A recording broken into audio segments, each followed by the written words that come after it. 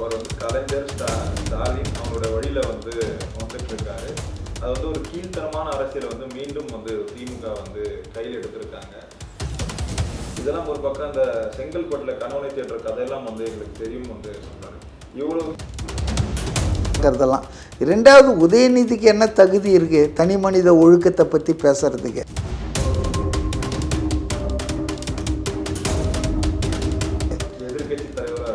எதிர்கட்சி தலைவர்னா ஆட்சி நிர்வாகத்தை பற்றி பேசுங்க.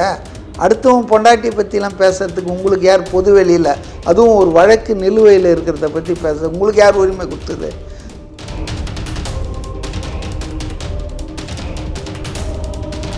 யாரோ ஒருத்தர் அரசியலில் கூட அவரை பாலிடால் பாபுன்னு சொன்னார். அண்ணாமலையா பழனிசாமியான்னு தெரில, Edappadi.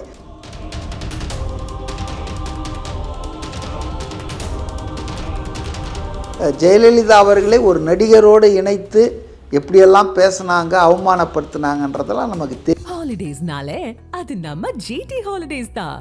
You know you are special when you're with GT Holidays.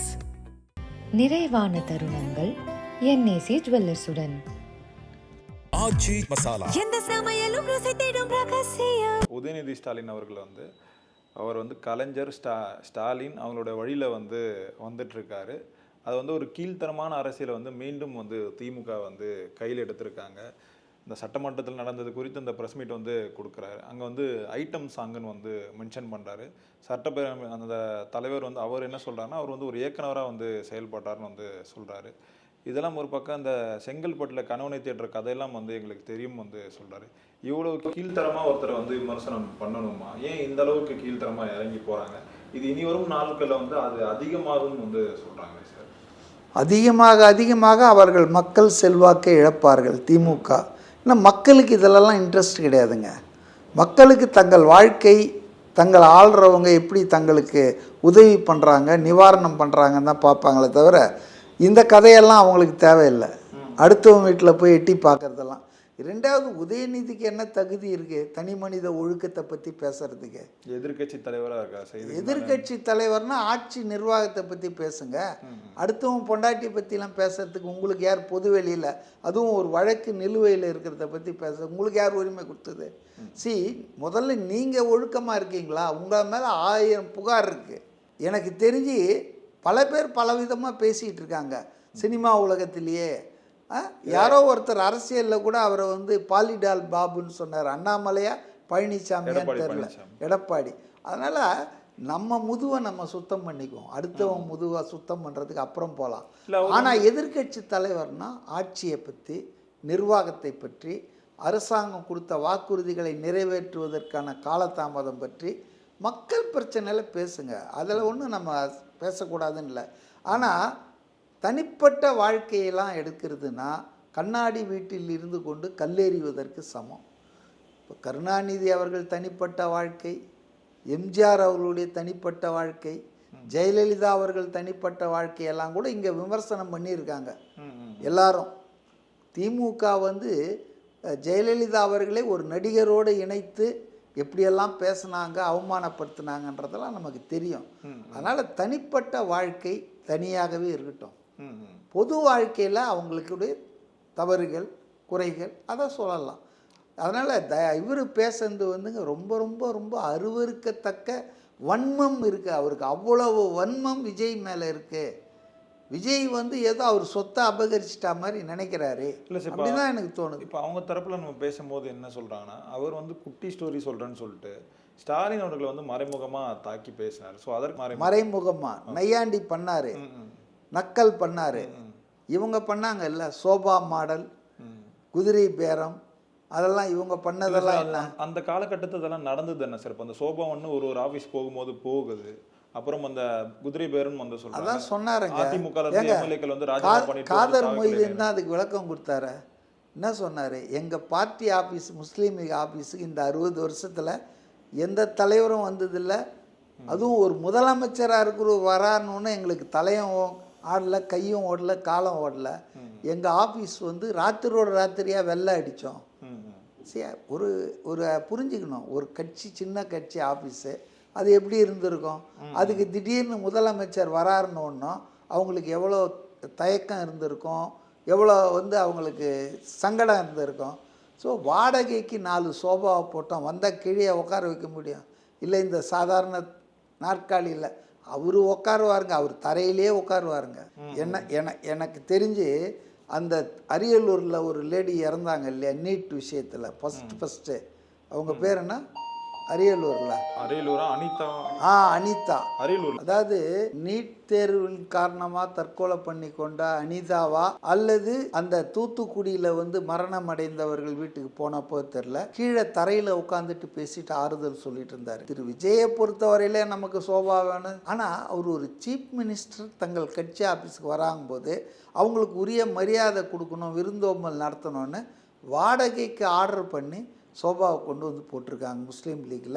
அதுக்கு முடிஞ்ச அன்றைக்கி மறுநாளே அதெல்லாம் போயிடுச்சு. வாடகைக்கு தான் இப்போ கல்யாணத்தில் பெரிய பெரிய ஃபங்க்ஷன்லாம் பெரிய பெரிய சோபாலாம் போட்டு வச்சுருக்கேன், ஏன்னா விலைக்கு வாங்கினதா, எல்லாம் வாடகை தான். ஸோ அந்த மாதிரி அவர் எக்ஸ்பிளைன் பண்ணார். திருமாவளவனும் என்ன சொன்னார்னா, நாங்கள் எப்போவோ ஆர்டர் பண்ண சோஃபா எங்கள் ஆஃபீஸ்க்கு அது வந்தது, இதை போய் இப்படி போய் ரெண்டாவதுங்க, இந்த சினிமாவை பற்றி 24 மணி நேரம் நினச்சிட்டு இருக்கார் உதயநிதி ரெட் ஜெயிண்ட் அதிபர்ன்றது எப்படி தெரியுதுன்னா, இந்த புஷ்பா படத்தில் தான் இந்த சோபாவில் பணம் வச்சு அனுப்புவான். ஏங்க இது ஒரு 50-100 வருஷத்துக்கு முன்னால் டெக்னிக்குங்க. இன்றைக்கி பணம் கொடுக்கணுன்னா சோபாவில் வச்சு தைச்சி கிழிக்க வேண்டியது இல்லை, அதுக்கு 1000 வழிகள் இருக்குது, லட்சம் வழிகள் இருக்குது. அப்போ ஒரு கூட்டணி கட்சி தன்னை விட்டு போயிடுச்சுன்றதுக்காக, அப்போ நீங்கள் இவ்வளோ நாளாக சோபா கொடுத்து தான் உட்கார வச்சுட்டு இருந்தீங்களா அவங்கள? சோபா கொடுத்தா தான் அவங்க போவாங்கன்னா, இப்போ 9 வருஷமாக கூட்டணி வச்சுருந்தீங்களே, எத்தனை சோபா கொடுத்தீங்க கேட்க தோணுது இல்லை? அப்போ இது வந்து ஒரு மலிவான அரசியலுங்க. இது சோபா பேசுறது, குதிரை பேரம் பேசுறது, என்னால் 1000 பேர் சொல்ல முடியும். திமுக ஆட்சியில் இருந்தபோது மாற்று கட்சிகளிலிருந்து தலைவர்களை இழுத்த கதையெல்லாம். அதனால் இது சாத்தான் வேதம் ஓதக்கூடாது, அதுதான் நான் சொல்கிறது. You have no right to criticize others when you have done so much of these things in the past. கடந்த காலங்களில் நீங்கள் இது போன்ற இதை விட பல மடங்கு செஞ்சுட்டு இன்றைக்கி ஏதோ நல்ல பிள்ளை மாதிரி கடமை கண்ணியம் கட்டுப்பாடுலாம் பேசக்கூடாது. இது ஒரு பர்சனல் லைஃப்பில் ஒரு கோர்ட்டில் இருக்கிற ஒரு கேஸை, அதுவும் அதில் பாருங்கள் எவ்வளவு வந்து தவறாக சொல்கிறாரு, சித்தரிக்கிறாரு. மனைவி வந்து கணவனை தேடுகிறார்ன்றாரு, ஆனால் உண்மையில் என்னன்னா மனைவி கணவனை வெட்டி உண்ணோன்றாரு. தேடலை, பிரியறதுக்காக தான் மனு போட்டிருக்காங்க. இப்போ ஃபேக்சுவல் எரர் அது. ஆத்திரம் கண்ணை மறைக்குது. அந்த ஆத்திரக்காரன் அவர் பேசிட்டாரு, அவர் ஸ்கோர் பண்ணிட்டாரு. இப்போ முதல் நாள் நான் கூட என்ன நினச்சேன், இவங்க வந்த முஸ்தீப்புகள்லாம் பார்த்தா இதோ பெரும் போருக்கு வராங்கயா, இவங்கெல்லாம் எக்ஸ்பீரியன்ஸ்டான படை வீரர்கள், தளபதிகள், களம் பல கண்டவர்கள், இவங்கக்கிட்ட வந்து இந்த சின்ன பசங்க என்ன ஆக போகிறாங்களோ அப்படின்னு தான் நான் முதல்ல நினச்சேன். ஆனால் அந்த அவை முடியும் போது சபாநாயகர் ஜேசிடி பிரபாகரன் தேதி குறிப்பிடாமல் அவையை ஒத்தி வைக்கும்போது டோட்டலாக ரிவர்ஸ் ஆயிடுச்சு. இந்த படைகள்லாம் புறமிதுகிட்டு ஓடிட்டாங்க, ஸ்கோர் பண்ணிட்டார். முதல்வர் வாயத்தரங்கன்னாங்க. அவர் 40 நிமிஷம் ஸ்பீச்சில் 30 நிமிஷம் பேப்பர்லாம் வச்சு படித்தார். ஆனால் அந்த கடைசி 10 நிமிஷம் எக்ஸ்டம்போராக பேசினார் பாருங்க, மனசில் இருக்கிறத அடித்தார் பாருங்க. இல்லை மனப்பாடம் பண்ணிட்டு வந்து தான் பேசிகிட்டு இருக்காருன்னு சொல்லி மனப்பாடம் பண்ணவர் மொத்தத்தையும் மனப்பாடம் பண்ணாமல் 30 நிமிஷம் எல்லாத்தையும் ரெஃபர் பண்ணார், பேப்பரை வச்சு தான் படித்தார். மனப்பாடம் பண்ணுறதுல அவர் எக்ஸ்பர்ட்டு. வைகோவே பாராட்டினார் பார்த்தீங்கல்ல. ஒபாமாவே அந்த பதவி பிரமாணம் போது தப்பாக படிச்சிட்டாரு 2 வார்த்தை, அதனால் 2 முறை பதவி ஏற்க வேண்டியதாக போச்சு. ஆனால் விஜய் அவர்கள் அப்படியே மனப்பாடமாக பண்ணார். என்னால் ஒரு சின்ன தப்பு கூட இல்லை அப்படி. அதனால் அவர் because of his field experience எவ்வளோ பெரிய வசனத்தையும் படிச்சுட்டு வந்து சொல்லுவார், அது ஒன்றும் பெரிய விஷயம் இல்லை. ஆனால் இதில் 30 நிமிஷம் அவர் பேப்பர்லாம் வச்சு படித்தார். உதயநிதி என்ன பண்ணாரோ அதை தான் இவர் செஞ்சார். ஆனால் அந்த கடைசி 10 நிமிஷம் இருக்குது பாருங்கள், அது எக்ஸ்டம்போர். பார்த்த ஒன்று தெரியும், மனப்பாடம் பண்ணி பேசுகிறதுக்கும் உணர்ச்சி வசப்பட்டு பேசுகிறதுக்கும் வித்தியாசம் இருக்குது. அதனால் அவர் வந்து ரொம்ப தெளிவாக பேசினார். அது வந்து மனப்பாடம் பண்ணிட்டாங்கன்னு இவங்க போய் பார்த்தாங்களா? அதனால் அதெல்லாம் சும்மா, அதாவது அவருக்கு பேச தெரியாதுன்றதை நான் ஒத்துக்கலைங்க. குறைவாக பேசுவார், அதிகமாக பேச மாட்டார் அப்படின்னு ஒன்றா நான் ஒத்துக்கிறேன். ஆனால் ரொம்ப நல்லா பேசக்கூடியவர், சர்க்காஸ்டிக்காக நையாண்டி நக்கல் அதில் எக்ஸ்பர்ட் அவர். ஆனால் என்னென்னா அவர் எப்போவுமே பேச மாட்டார். எல்லாரும் வந்து அவர் பேச மாட்டாரா அப்படின்னு எதிர்பார்ப்பாங்க. சீமானுக்கு இவர் முடிக்க மாட்டாரா? இப்போ நான் ஒரு விவாதத்தின் போது ஒரு சீமான் கட்சி தலைவரோட ஒரு டிபேட்டில் இருந்தேன். அப்போ நான் கேட்டேன் காரில் திரும்பி வரும்போது, ஏன் இப்போல்லாம் தலைவர் சீமான் ரொம்ப பேசுறது இல்லைன்னு. அவர் சொன்னார், இல்லை சார், அவர் வந்து ஃபீல் பண்ணுறாரு, தான் ரொம்ப மலிவாகிட்டோம், மைக்கு நீட்டின இடத்தெல்லாம் பேசி பேசி நம்ம அதை ரொம்ப சீப்பாக்கிட்டாங்க. அதனால் பாருங்கள் விஜய் எவ்வளோ கரெக்டாக எப்போ பேசணும் எங்கே பேசணும் தெளிவாக இருக்கார். அது மாதிரி தான் நான் இனிமேல் பேசணும்னு ஆட்கள் எதிர்பார்க்கணும் அப்படின்னு அவரே ரியலைஸ் பண்ணியிருக்காராம். So Vijay's formula is getting successful தான். அதனால் ஆனால் அவர் பேச தெரியாது பெப்பன்னு வரா, அதெல்லாம் உங்களுடைய பாருங்க. இதுக்கு முன்னாலேயே விஜய் பேசியிருக்காரு, பேட்டி கொடுத்துருக்காரு. அப்போல்லாம் நான் மனப்பாடம் பண்ணிட்டு வந்து கொடுத்தாரா? அதனால் அவரை பொறுத்த வரையில் நாகப்பட்டினத்தில் பேசினார்ல 2009-11 மீனவர்களுக்காக ஒரு பெரிய பொதுக்கூட்டம். அப்போ இவர் ஒன்றுமே இல்லையா, என்ன அருமையாக பேசினாரு. இல்லை சார், இப்போ சட்டமன்றத்தில் சிஎம் விஜய் சார் பேசினது வந்து ரீல்ஸ் போடுறதுக்கு தான் உதவும், அது மக்களுக்கெல்லாம் ஒன்றும் உதவாது அப்படின்னு சொல்லிட்டு அப்படின்றது திமுகவினர் கருத்து. இல்லை, டிடிவி தினகரன் வந்து அவர் அதை விட இப்போ டபுள் திமுக. அவர் டிடிவி தினகரன் சொல்கிறத விடுங்க, இப்போ ரீல்ஸ் போட்டால் என்ன தப்பு, ரீச் ஆகுதா? அவர்கிட்ட இருக்கிற ஆட்கள்லாம் ஜென்சி கிட்ஸு, எல்லாம் சோஷியல் மீடியாவில் எக்ஸ்பர்ட்டுங்க. அவங்க வந்து இதை ரீல்ஸாக போட்டு மக்கள் மத்தியில் கொண்டு போகிறாங்க. நீங்கள் 10 நிமிஷம் பார்க்க முடியாதவங்க 4 செகண்டில் பார்த்துடுறீங்களா? க்ரக்ஸை வந்து கொண்டு போய் சேர்க்குறாங்க. அது ஒரு நல்ல விஷயம் தானே. என்ன உங்களுக்கு அதில் என்ன ஆட்சேபம்? உங்களால் பண்ண முடிஞ்சால் நீங்கள் பண்ணீங்கல்ல. 100 கோடி ரூபாய் செலவு பண்ணி யூடியூப்பில் தொடரட்டும்னு அதை கட் பண்ண முடிஞ்சவே ட்ரை பண்ணால் கூட கட் பண்ணலையே. அந்த முழு விளம்பரம் ஓடி தானே அப்புறம் நாங்கள் பார்க்க முடிஞ்சது. அதனால் இதெல்லாம் ஆற்றாமைங்க. உங்களுக்கு என்ன ப்ராப்ளம்? ரீல்ஸ் வந்து போடுறாங்க, ரைட்டு, ஏன் நீங்கள் போடலையா ரீல்ஸு? ஸ்கூல் பசங்க சின்ன பசங்களெல்லாம் ஸ்டாலின் வந்து உட்கார வச்சு பேசிக்கிட்டுலாம் போடல. நீங்கள் தப்பு பண்ணுறத சொல்லுங்கள். அவங்க மெத்தட், அவங்க ப்ரபகண்டா பண்ணுறாங்க. அரசியல் கட்சின்னா அவியலாக பண்ணுவாங்க, அரசியல் தானே பண்ணுவாங்க எதிர்கட்சிகள். சொன்னவர் தான் ஸ்டாலின். இப்போ இவங்க ஆளுங்கட்சி, நீங்கள் பண்ண மாதிரி அவங்களும் பண்ண வேணாமா?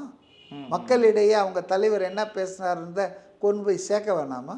அதுக்கு reels is a very best form, short form.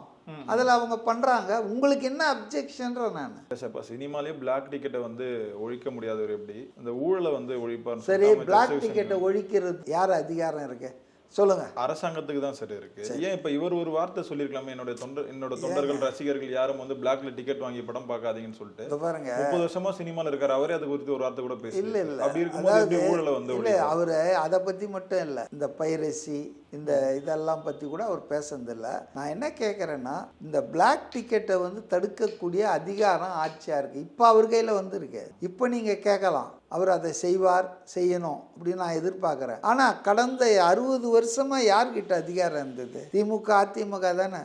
அப்போ பிளாக் டிக்கெட்டை கண்ட்ரோல் பண்ணவர் நிர்வாகம் எப்படி பண்ணுவார்னா, இது உங்களுக்கு தானே பொருந்தும், அவருக்கு பொருந்தாத. இப்போ விஜய் அவர்கள் வந்து ஒரு பொம்மை முதலமைச்சராக தான் இருக்காரு அப்படின்னு சொல்லிட்டு ஆர்எஸ் அவர்கள் வந்து சொல்றாரு. அதாவது ஸ்டாலின் அவர்களே எல்லாரும் பொம்மை முதலமைச்சர்னு சொன்னாங்க, அதுக்கு பதிலாக இவர் திட்டுறாரா? விஜய் வந்துங்க யாருக்கும் தலையாட்டி பொம்மை இல்லை. பதவியேற்ற அன்னைக்கே சொன்னார் 10ஆம் தேதி, இங்கெல்லாம் ஒரே சென்டர் தான், யாராவது ஆட்சி வந்துடுச்சு அதிகாரம் வந்துடுச்சு ஒரு ஆட்டம் ஆடலாம் நினச்சிங்கன்னா தொலைச்சிருவேன்ட்டார். அதனால் அவரை பொறுத்தவரையில் அது ஒன் மேன் பார்ட்டி தாங்க அது. என்னை பொறுத்த வரைக்கும் ஒன் அண்ட் ஒன்லி, மற்றவங்கெல்லாம் பூஜ்யம் தான் எம்ஜிஆர் பீரியடில் சொல்லுவாங்கல்ல. அதனால் அவர் வந்து 4 சென்டர் இருக்குது, நிழல் முதல்வர், பொம்மை முதல்வர், அதெல்லாம் வேறு யார்கிட்டையாவது போய் சொல்லுங்கள். விஜய்கிட்ட வந்து அதெல்லாம் பலிக்காது. விஜய் எந்த முடிவாக இருந்தாலும் அந்த கட்சியிலையும் ஆட்சியிலையும் அவர் வந்து முடிவெடுக்காமல், அவர் அப்ரூவல் பண்ணாமல் எந்த முடிவும் வராது. Okay sir. அதனால் இஸ் நாட் எ பொம்மை முதல்வர். ஓகே. இப்போ அதே மாதிரி இந்த நாங்கள் வந்து மக்கள் பணத்தை வந்து தொட மாட்டேன், என் கூட இருக்கலையும் தொட விட மாட்டேன், அதுக்கு முன்னாடி தொட்டவங்களையும் வந்து விட மாட்டேன்னு வந்து சொல்கிறாரு. ஒரு பக்கம் காலையிலே நியூஸ் வந்து வருது, ஜூனியர் விகடனில் வருது, விஜய் அவர்கள் வந்து முன்னாள் அந்த அமைச்சர்கள்லாம் இருக்காங்களா சார், அவங்களுடைய இந்த ஊழல் பட்டியல்லாம் எடுங்க, யார் யார் என்னென்ன தப்பு பண்ணியிருக்கான்னு பார்த்து ஒரு லிஸ்ட்டு ரெடி பண்ணுங்க, அவங்கள வந்து கைது செய்யறதுக்கான எல்லா வேலைகளுக்கும் பண்ணுங்க அப்படின்னு சொல்லிட்டு இப்போ இருக்க அமைச்சர்கிட்ட வந்து சொன்னதாக ஒரு தகவல் வந்து வந்துட்டுருக்கு. இப்போ அந்த வரிசையில் பார்த்தா பொதுப்பணித்துறையில் ஆரம்பித்து அது வந்து மீன்வளத்துறை வரைக்கும் பெரிய ஒரு மாபெரும் ஊழல் வந்து நடந்திருக்குன்னு வந்து சொல்கிறாங்க. ஏவா வேலு அவர்களாக இருக்கட்டும், இப்போ சேகர் பாபு அவர்களாக இருக்கட்டும், செந்தில் பாலாஜி அவர்களாக இருக்கட்டும், ஏன் சொல்லப்போனால் ஸ்டாலின் அவர்கள் கூட கைது செய்யறதுக்கான வாய்ப்புகள் இருக்குன்னு வந்து சொல்கிறாங்க. அதுக்கான வாய்ப்புகள் இருக்கா? அப்படி நடந்தால் தமிழ்நாட்டு அரசியல் வந்து ஒரு மிகப்பெரிய அரசியலாக மாறும்னு சொல்கிறாங்க இந்திய அளவில். அதாவது கைது செய்யும் வாய்ப்பு இருக்குதான்லாம் எனக்கு தெரியாது. பழிவாங்கிற அரசியல்லாம் அவர் பண்ண மாட்டார். இது பழிவாங்க, மக்கள் பணத்தை எடுத்து அதாங்க.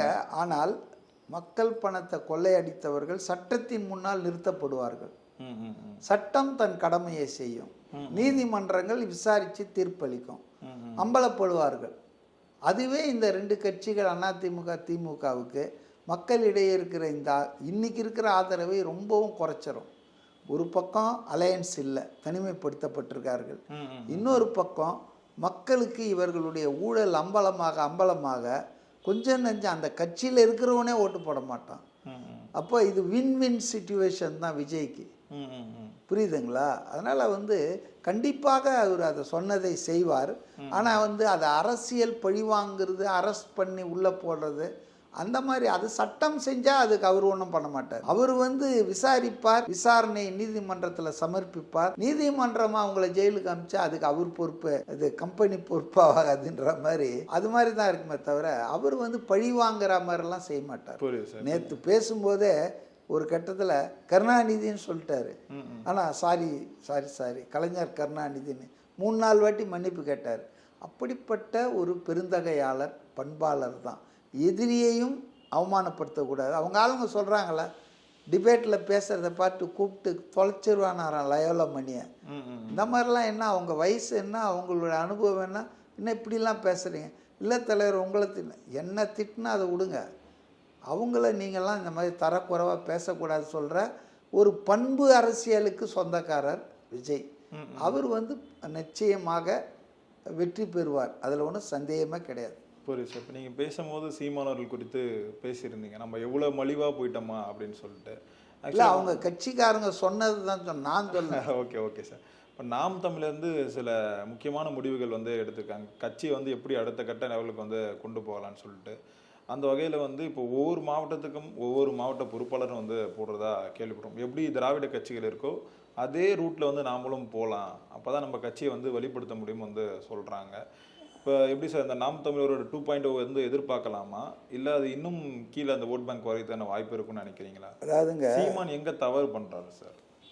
சீமான் வந்துங்க 16 வருஷம் அரசியலில் இருக்கார், அரசியல் கட்சி நடத்திட்டு இருக்கிறாரு. இது 2016 தான் சார் போட்டிட்டாங்க. அதுக்கு முன்னாலேயே கட்சி தொடங்கிட்டாங்க. அப்போ போட்டி இல்லை, அரசியலில் இருக்காங்கல்ல. எம்ஜிஆர் கூட தான் 72 கட்சியை தொடங்கினாரு. 77 தான் எலெக்ஷன் வந்தது, போட்டி போட்டார். அதுக்காக 77 தான் கட்சியாக இல்லை. கட்சியில் தொடங்குந்து, அரசியல் தொடங்குந்து வந்து 16 வருஷம் ஆச்சுங்க, இல்லை 15 வருஷம் ஆச்சுன்னு வச்சுங்களேன். ஆனால் ஒரு அரசியல் கட்சியாகவே அது உருமாறல. நல்லா கவனிச்சு பாருங்க. ஒரு அரசியல் கட்சினா அதுக்கு தலைவர் இருப்பார், செயல் தலைவர் இருப்பார், துணைத் தலைவர்கள் இருப்பாங்க, பொதுச் செயலாளர், துணை பொதுச் செயலாளர், பொருளாளர், செயற்குழு, பொதுக்குழு, இந்த மாதிரிலாம் இருக்கும். அதே போல் துணை அமைப்புகள், இளைஞர்களுக்கு, மாணவர், இதான் வந்து ஒரு அரசியல் கட்சி பேட்டர்ன். ஆனால் அவர் 16 வருஷம் என்ன சொல்லிட்டு இருக்காரு, தலைமை ஒருங்கிணைப்பாளர். யார் தலைவர், யார் துணைத் தலைவர், எல்லாம் நானே. அப்போது ஒரு அரசியல் கட்சியை ஜனநாயகப்படுத்தாமல், ஒரு அரசியல் கட்சியிலேயே அதிகாரத்தை பரவலாக்காமல், எல்லா அதிகாரத்தையும் தலைமை ஒருங்கிணைப்பாளர் என்ற ஒரு சர்வாதிகாரி போல் இருக்கிறார் அவர். அப்போ அவர்கிட்ட என்ன ஜனநாயக அரசியலை எதிர்பார்க்க முடியும்?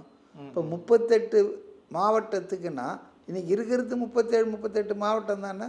இப்போ மாவட்ட செயலாளர்களே இல்லாமல் இவ்வளோ நாள் இருந்துதா இந்த கட்சி? கொஞ்சம் யோசிச்சு பாருங்க. ஒரு சட்டமன்றத்துக்கு சொல்கிறீங்களா? ஒரு சட்டமன்ற தொகுதிக்கு வந்து அங்கே எப்படி பார்த்தாலும் ஒரு 10 மாவட்ட செயலாளர்கள் இருப்பாங்க சார்.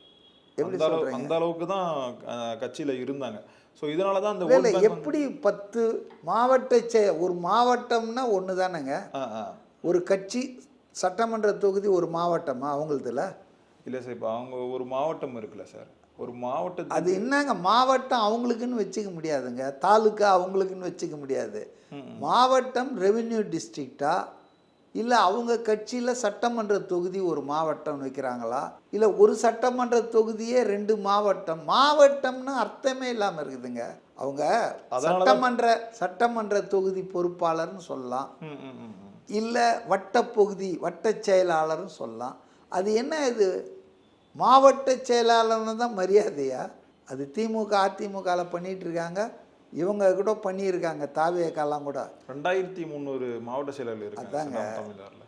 2300 மாவட்ட செயலாளர் இருக்காங்க அப்படின்னு சொன்னால் 234 ஒரு ஆவரேஜாக நீங்கள் சொன்ன 10 மாவட்ட செயலாளர். ஏங்க பகுதி செயலாளர்னு சொல்லுங்கள். இல்லை சட்டமன்றத்தில் வடக்கு வேதாரண்யம்னு ஒரு சட்டமன்ற, வேதாரண்யம் வடக்கு, வேதாரண்யம் கிழக்கு சொல்லுங்கள். மாவட்ட செயலாளர்னா மாவட்டம் 38 தாங்க இருக்குது. இப்போ அதுதான் அவங்களோட தோல்விக்கு காரணம்னு சொல்லிட்டு, அதனால தான் அந்த திராவிட கட்சிகள்லாம் எப்படி ஒரு ஃபாலோ பண்ணுவாங்களோ, ஒரு சட்டமன்ற தொகுதிக்கு வந்து ஒரு மாவட்ட செயலாளர் இருப்பாங்களோ, அந்த ஒரு லைனை வந்து ஃபாலோ பண்ணலாம் வந்து இல்லை, அது தவறு. அதாவதுங்க, அவங்க கட்சி வந்து தோல்விக்கு காரணம் இந்த அமைப்புலாம் இல்லை. இந்த அமைப்பை முறையாக நடத்தாதது, ஜனநாயக ரீதியாக நடத்தாதது அந்த கட்சியினுடைய செயல்பாட்டுக்கு தோல்வியாக இருக்கலாம். சட்டமன்ற தேர்தல் இப்போ தலைவர் இல்லை, பொதுச் செயலாளர், துணை பொதுச் செயலாளர், யாரும் பொறுப்பு இல்லை, எல்லாம் சகட்டு மணிக்கு. இப்போ ஒருத்தருக்கு பொறுப்பு கொடுத்தா தானேங்க அவர் அந்த பகுதியை பார்ப்பார். ஸோ அதனால் வந்து தோல்விக்கு காரணம் என்பது கட்சி வளராமல் இருப்பதற்கு, கரைவதற்கு வேண்டுமானாலும் இது காரணமாக இருக்கலாம். ஆனால் அரசியல் ரீதியாக சட்டமன்ற தேர்தலில், நாடாளுமன்ற தேர்தலில் அந்த கட்சி சோபிக்காமல் இருப்பதற்கு அடிப்படையான காரணம் வந்து மக்களுக்கான அரசியலை அவங்க பேசலை. அவங்க வந்து மாடுகளுக்கான அரசியல், மரங்களுக்கான அரசியல், நதிகளுக்கான அரசியல்லாம் பேசுகிறாங்க. மக்களுக்கான அரசியல் மக்கள் மொழியில் பேசணுங்க. நீங்கள் உதாரணத்துக்கு அவங்க சொல்கிற எல்லாம் நல்ல விஷயங்கள் தான், நான் தப்புன்னு சொல்ல. ஆனால் அதெல்லாம் செயல்படுறதுக்கு தமிழ்நாடு தனி நாடாக இருக்கணும். அதுக்கு வந்து சீமான் ஒரு அதிபராக இருக்கணும். ஒரு ஒன்றியத்தில் இந்தியா போன்ற நாட்டில் ஒரு மாநிலமாக இருந்துக்கிட்டு இந்திய அரசியல் சட்டத்தின்படி இதெல்லாம் செய்யவே முடியாது. அப்படி இருக்கும்போது அவர் ஒரு உட்டோப்பியன் வேர்ல்டில் இருக்கார், கற்பனை உலகத்தில் வாழ்ந்துட்டுருக்காரு. இந்த அபின் கஞ்சாலாம் அடிச்சிட்டோம் அப்படியே பறந்துட்டு இருப்பான் இல்லையா, அந்த மாதிரி அவங்க என்ன தமிழ் தேசியம்ன்றாங்க. சரி, அதுக்கு ஒரு தனி நாடு தேவை. அப்போ நீங்கள் பிரிவினைவாதம் பேசுகிறீங்களா, பேசுங்களா.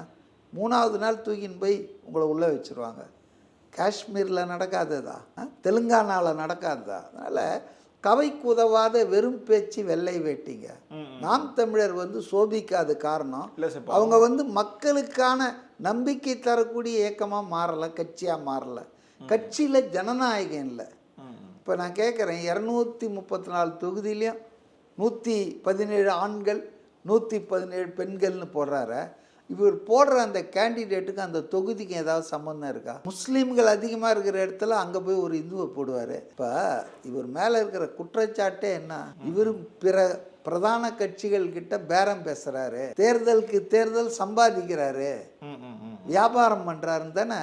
பலிக்கடா யார்? ஒரு தேர்தலில் தோத்தவன் அடுத்தது நிமிர முடியுமா? அதிமுகலே ப்ராப்ளம் என்னன்னா, பல பேர் பல கோடி லாஸ்ட்ல இருக்காங்களாம். தொடர் தோல்விகளை அவர்களால் சந்திக்க முடியல. இல்லை சார், ஆனால் நாம் தமிழர் வந்து அந்த மாதிரி இல்லை சார். ஒவ்வொரு தேர்தல் வந்து அவங்க சந்திக்கும் போது ஏதாவது ஒரு புதிய கட்சி வந்து அந்த தேர்தலுக்கு வராங்க. இப்போ அதே மாதிரி தான். அப்போ யாரும் வராதிங்க, ரோட காலியாக வைங்க, அப்போ தான் நான் ரேஸுக்கு போவேன்னுவீங்களா? இல்லை சார், இப்போ அவருடைய வெற்றியை வந்து இன்னும் கடினமாக தானே சார் ஆக்குறாங்க. இப்போ பாருங்க, இப்போ விஜய் வந்தார் அரசியலுக்கு, இந்த பக்கம் அதிமுக, இந்த பக்கம் திமுக, பாஜக, மாநில கட்சி, மாநிலத்தில் ஆள்றது, மத்தியில் ஆள்றது, பணபலம், எல்லாம் மிருக பலம், அனுபவம் வாய்ந்த தலைவர்கள் ஒவ்வொரு தொகுதியிலும் இருந்தாங்க. அவர் அதெல்லாம் சொல்லிய எனக்கு எதிர்க்கு இவ்வளோ பேர் இருக்காங்கன்னு அவர் ஒரு மாற்றத்தை நான் கொடுப்பேன்னார். மக்கள் நம்பினாங்க, வந்துட்டார். ஸோ உங்களால் மக்களை கன்வின்ஸ் பண்ண வைக்க முடியல, அதான விஷயம். சரி, இப்போ அதே மாதிரி இந்த அம்பாசமுத்திரம் தொகுதியில் வந்து சீமானவர்கள் வந்து பொது வேட்பாளராக வந்து களமிறக்கப்படுறாரு ஒரு செய்தி வருது. செய்தி இல்லை, ஒரு வதந்தி உலாவுது. ரெண்டுக்கும் வித்தியாசம் இருக்கு. Okay okay. என்ன என்ன சொல்றாங்கன்னா, சட்டமன்றத்துல வந்து முதல்வர் விஜய் அவர்களுடைய குரல் வந்து அதிகமா ஒலிக்குது.